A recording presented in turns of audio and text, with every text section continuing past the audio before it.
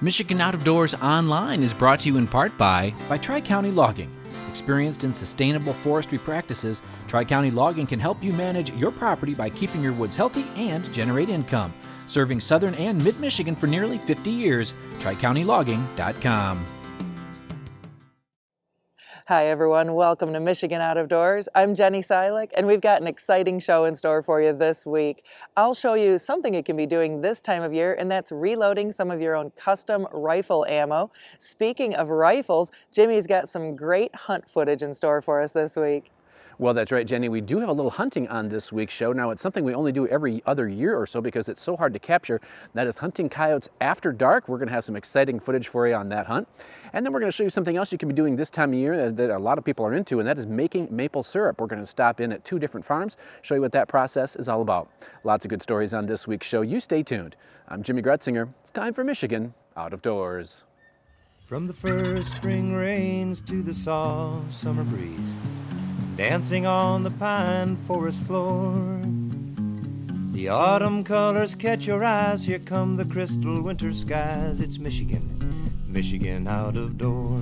What a beautiful day in the woods. Someday our children all will see this is their finest legacy, the wonder and the love of Michigan. As the wind comes whispering through the trees, the sweet smell of nature's in the air. From the Great Lakes to the quiet stream, shining like a sportsman's dream, it's a love of Michigan we all share.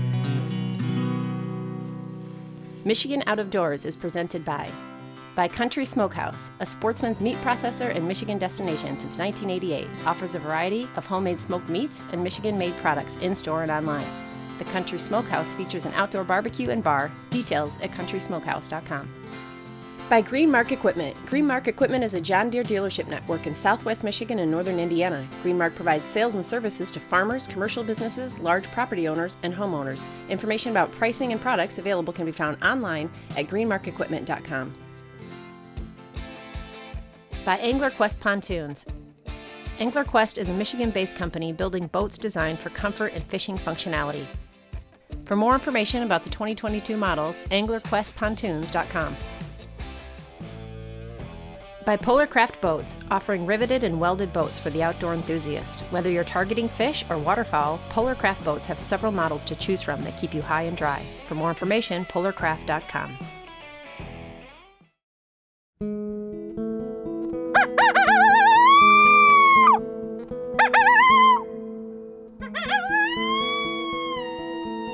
Brad Musolf and Robert Sopcich are some extremely good coyote hunters, and when they told me how they had been doing this year, well, I was really excited to hit the woods with them and hear how they got into this high-end coyote hunting. Basically, a long time ago as a kid, 20 plus years ago, I used to hunt them with lights and everything else, and it grew.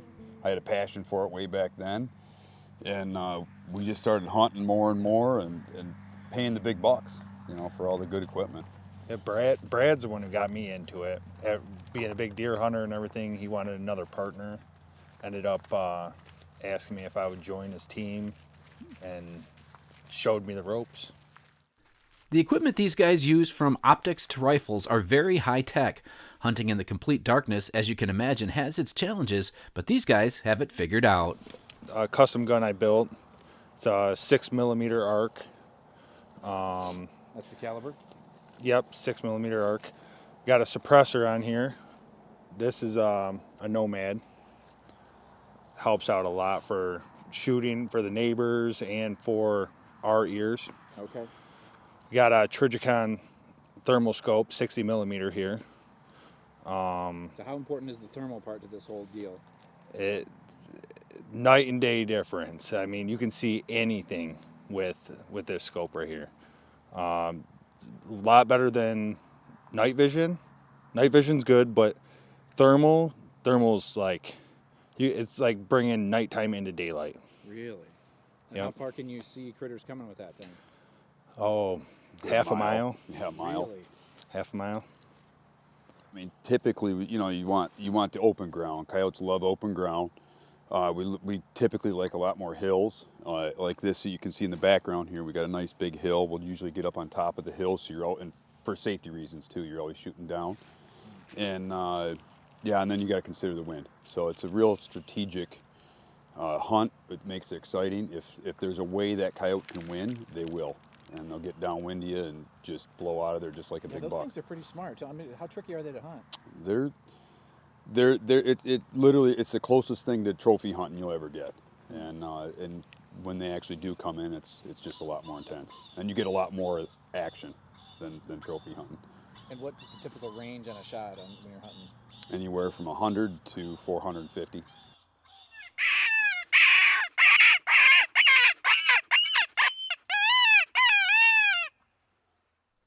On our first setup, while my camera could sort of see, we had a group coming our way. I can see why this is addictive, or scary depending on your point of view.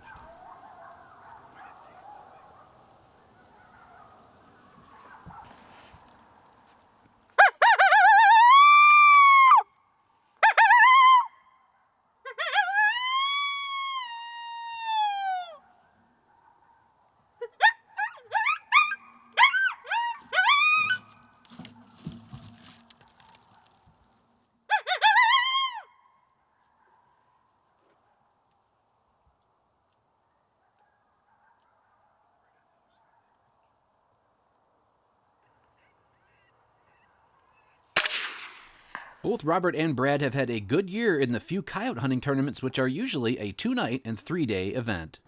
So yeah, we won both tournaments we hunted this year. The first one was out of DNR Sports, and there was 141 teams, 2 to 3 man teams, and we wound up taking 19 coyotes for the win. And the next tournament was a canine, thrown by Eric Trombley, out of like around Hillsdale area, and out of Jay's Sporting Goods in Clare, and we wound up with 15 coyotes and a fox for the win. Pretty good year this year so far. The tournaments these guys hunt in usually have a check-in spot or spots and allow the hunter to go almost anywhere and then check in along the way. The coyote season is very liberal here in Michigan with no limit. There are regulations for nighttime hunting like we were doing today. Also, in southern Michigan, you can only hunt on private ground with a caliber no bigger than .269. So if you want to try it, make sure you follow all the rules. Coyotes do a lot of damage and can be found all over the state of Michigan.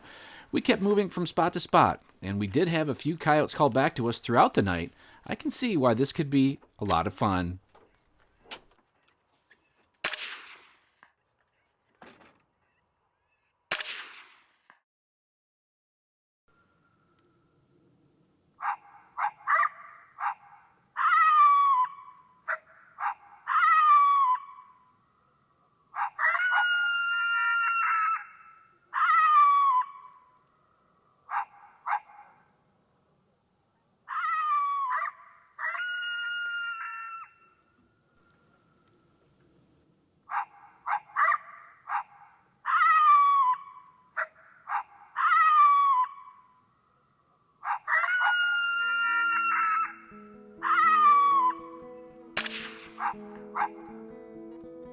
I am hoping to get back out with Brad and Robert. Hearing a coyote or a pack of them coming at you in the dark, well, it is something to behold. This is by no means an easy kind of hunting, but something you may want to consider here in Michigan's Out of Doors.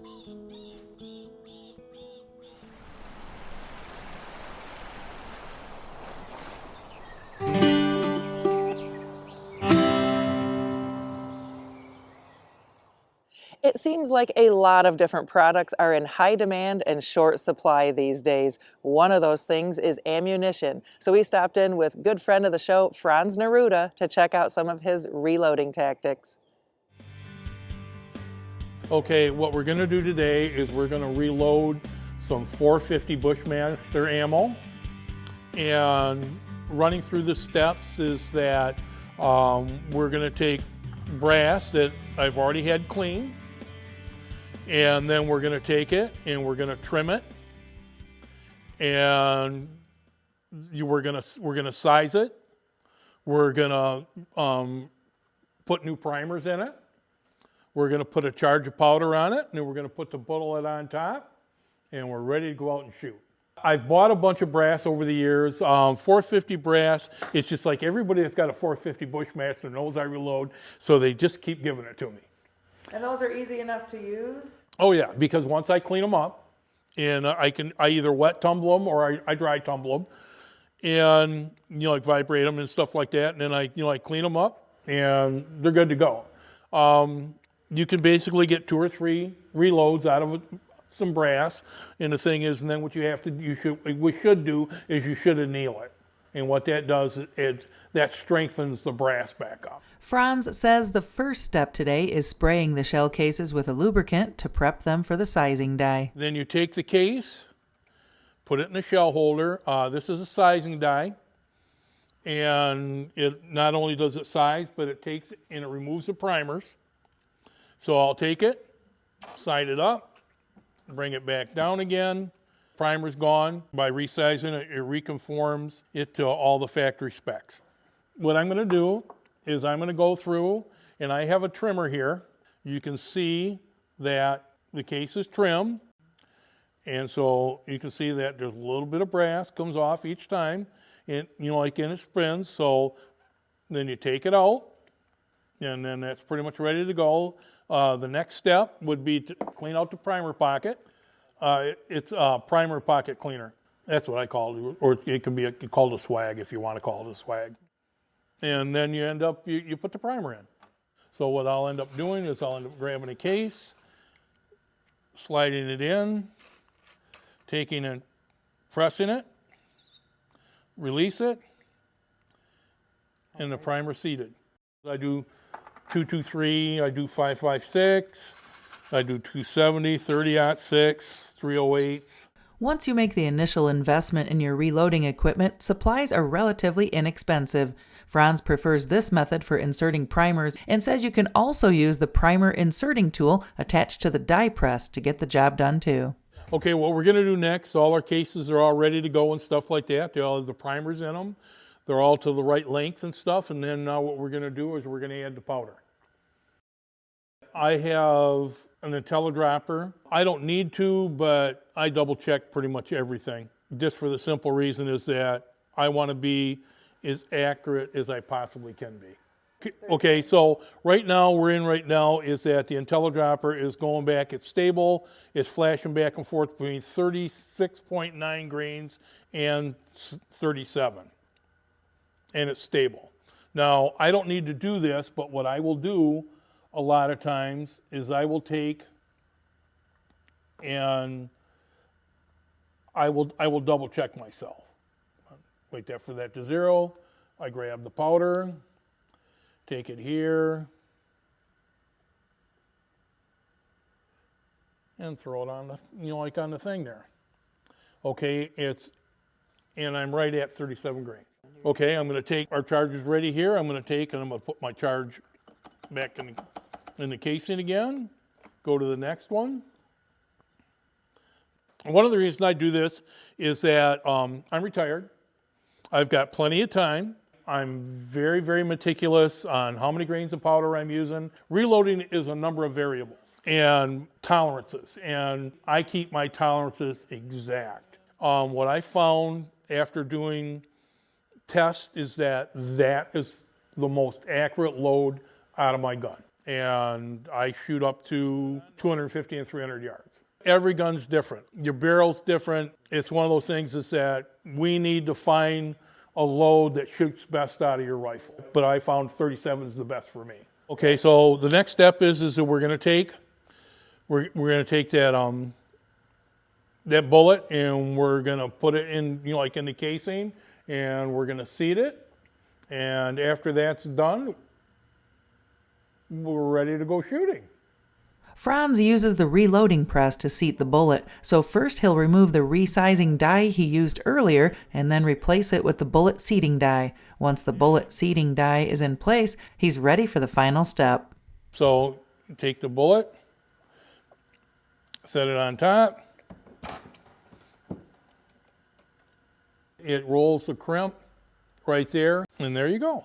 I think that by the time I'm all done with powder, primers, bullets, casings are about the cheapest thing that that I'm getting. I'm probably spending about $18 for 20. If I'm not mistaken, 450s are right around $38, $39, I think. So, And plus, it gives me something to do, and it's a lot of satisfaction to shoot a deer with one of my own bullets. Reloading your own ammo is just one more way to make a successful hunt even more rewarding. And it's a great way to spend a rainy spring day here in Michigan's Out of Doors.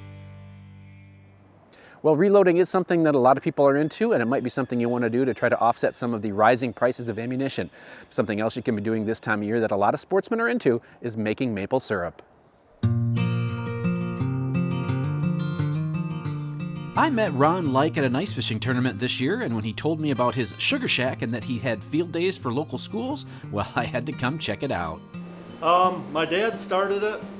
My dad and I started it 17 years ago. I've always wanted to try it, and we kind of dove in head first, and we just slowly, each year we upgraded and tried to make it a little bit better. And I've done this class that's coming today. This is my 16th season with them, so I enjoy doing that with the kids. It's fun. It's fun for the kids for a field day, and they get out of school for a little bit, and who doesn't like a good field day? And so when does this process start? Like, what time of the year do you typically start putting stuff in trees? That's a great question. That's one of the main questions that we'll be doing out there. You need to have below freezing temperatures at night and above freezing temperatures during the day, and that creates a pump, like a pump on a hand pump on a water pump.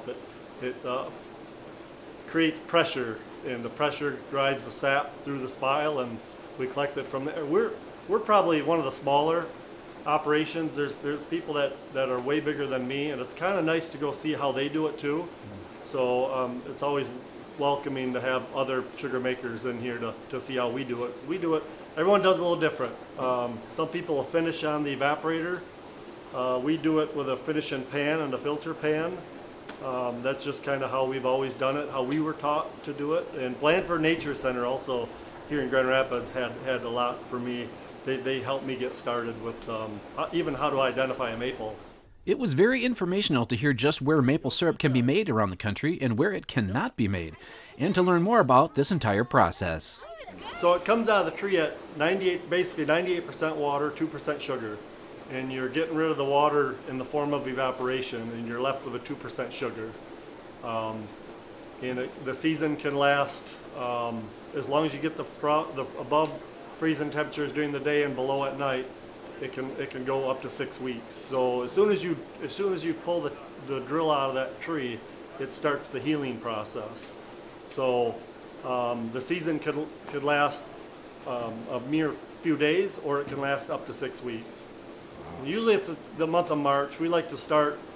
We'd rather go a week in February than a week in April. So we try to be done by the end of March. So once you get the water out, then that's pretty much syrup at that point, or then you gotta? Yeah, well, we have to filter it. There's a 2-part filter system that'll go through, and some people use filter presses. That's another option that as you grow into a bigger operation, they're doing more volume. We have 100 taps out today. We've had as much as 200. So like I say, we're pretty small. So we're going to fill up that cup, and we're going to dunk it down in there, and it's going to be like a bobber. And we want it right at 56 bricks. And then once we achieve that, we have pure maple syrup. And we're going to draw off into our filter pan, our 2-part filter system, which is right here. We have a thin fabric and a thicker fabric, and it's going to go through that filter system, and it's going to catch all the sugar sand, or niter it's called. It's just a byproduct of maple syrup. You can see the sugar sand in here. That's niter, and that's what we're trying to eliminate, is that. Each kid got to take home a small bottle, and of course there was a line to do a little taste testing. And it's warm. It's so good. Sammy, this tastes like our syrup. Yeah.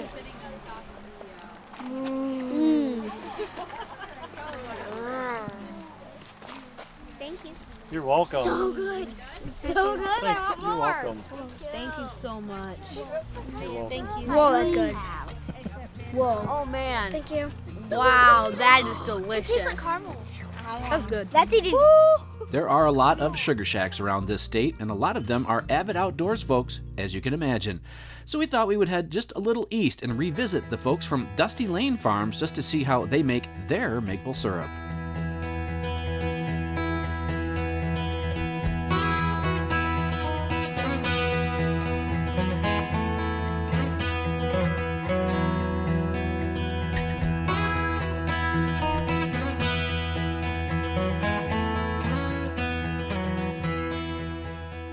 Our syrup operation was back when I was a kid, and we didn't own this farm at that time.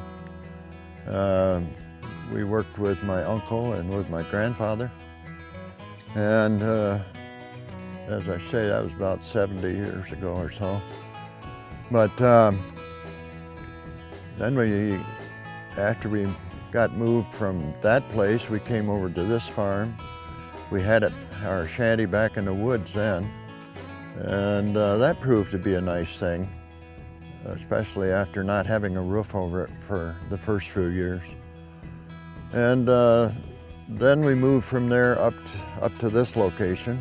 Our farm here is 180 acres.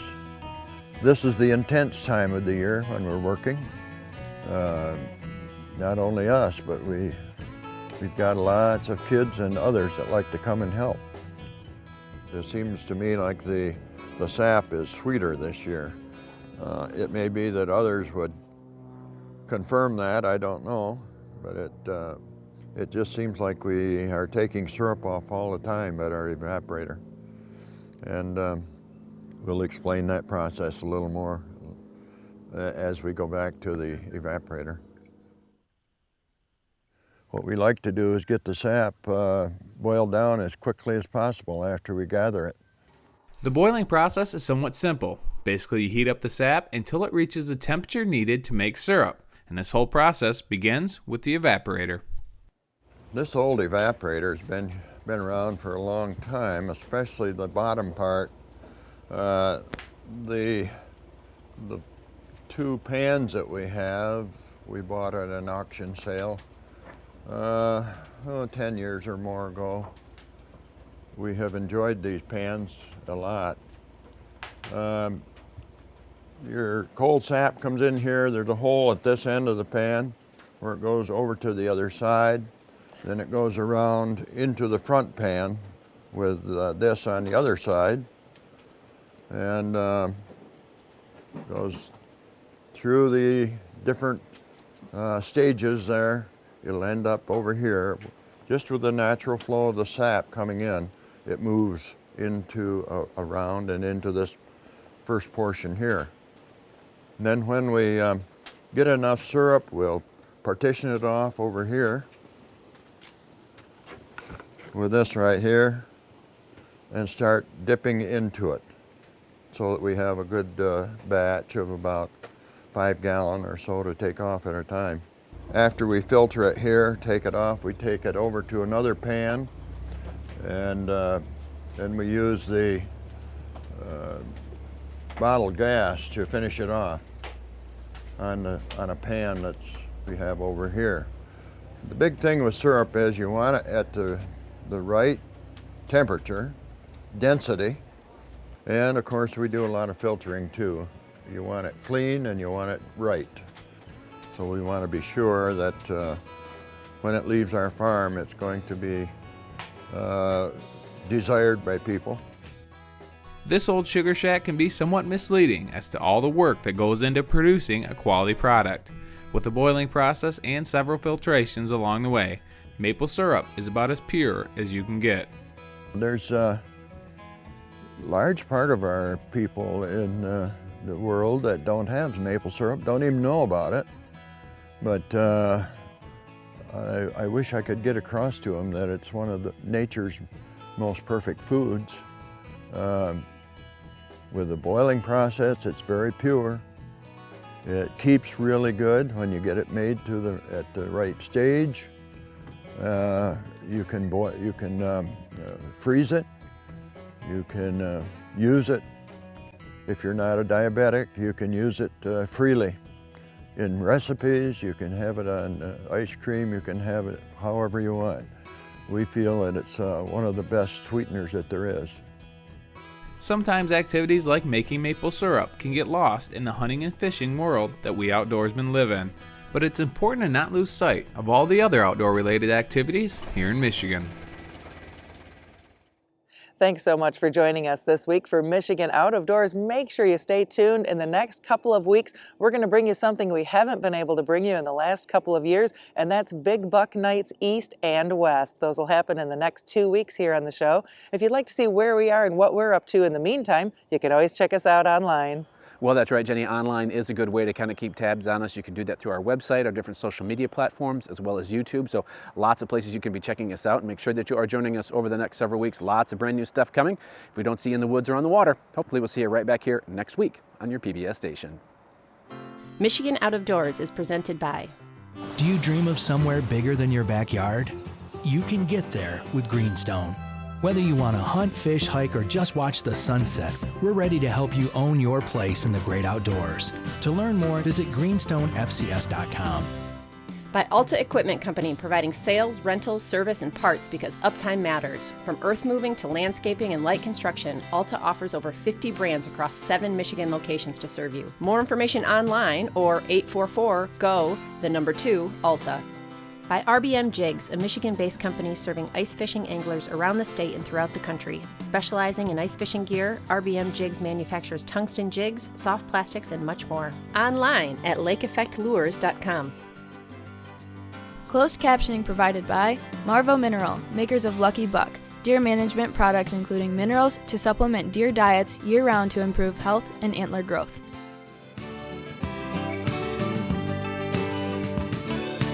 When I wander far away, a dream stays with me night and day. It's the road that leads to my home state. I am a Michigan man.